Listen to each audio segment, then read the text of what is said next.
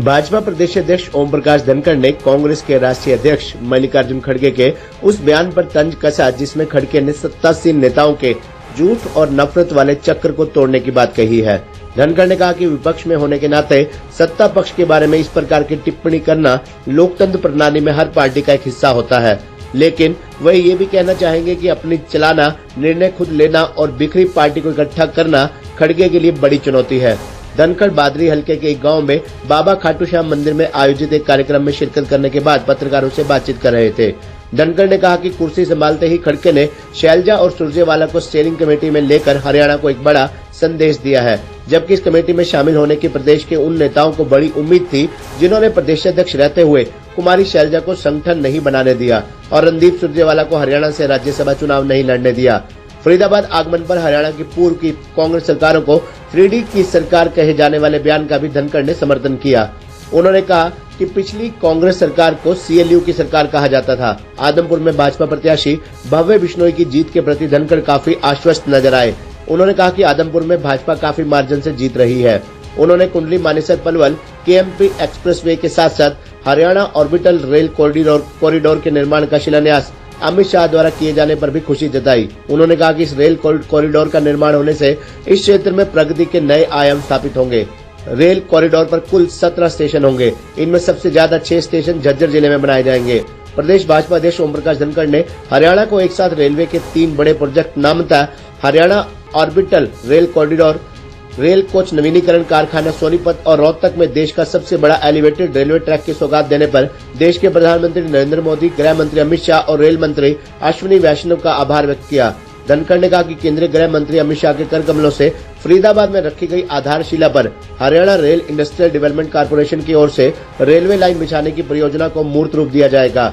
संयुक्त उद्यम मॉडल में हरियाणा सरकार की हिस्सेदारी 51% और रेलवे की हिस्सेदारी 49% है। इस क्षेत्र के विकास की धुरी बनने जा रहे इस प्रोजेक्ट को 5 साल में पूरा कर लिया जाएगा। तो दौरे कराया हूँ और 29 तारीख को फिर मेरी ड्यूटी लगाई गई है, तो निश्चित रूप से भारतीय जनता पार्टी वहाँ विजय होगी और अच्छे वोटों से भारतीय जनता पार्टी की विजय होगी। बहुत अच्छा वातावरण है, लोगों का आशीर्वाद पूरा मिल रहा है। ये बहुत खुशी की बात है कि एक विकास का रास्ता ऑर्बिटल ट्रेन के माध्यम से खुल रहा है। जहां पलवल ज़िले से जो इतनी लाइनें निकलती हैं, जो दक्षिण भारत में जाती हैं, पश्चिम भारत में जाती हैं, उनसे रेल जुड़ के पलवल होती हुई, नौ होती हुई और गुड़गांवा होती हुई फिर हमारे रत्नगर के बाद बादली हल्के में से निकलेगी, बहादुरगढ़ होते हुए, खरखोदा होते हुए और जो है सोनीपत जाके फिर उस लाइन में मिल जाएगी जो चंडीगढ़ की पंजाब की तरफ जाती है, जम्मू कश्मीर की तरफ जाती है। तो ये समझ लो कि जो देश की सबसे मेन लाइन है, हम उस पे आ गए। सबकी देश की मेन ट्रेन दक्षिण से उत्तर और उत्तर से दक्षिण जाने वाली ट्रेनें यहाँ से गुजरेंगी और इसके कारण से विकास का रास्ता इससे इस इलाके का बहुत तगड़ा खुल जाएगा। 5,618 करोड़ रुपए इस पर खर्च होंगे।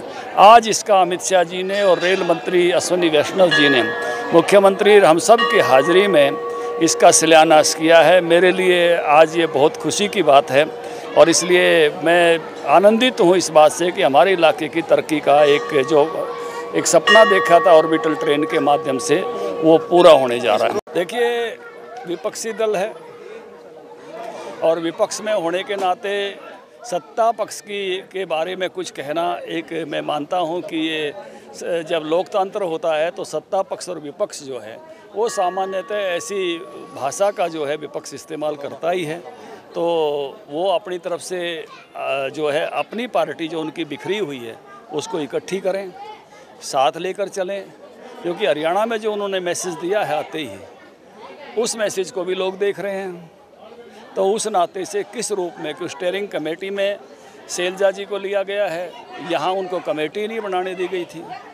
सुरजेवाला को जी को लिया गया है, उनको यहाँ से चुनाव नहीं लड़ने दिया गया था, जयपुर भेजा गया।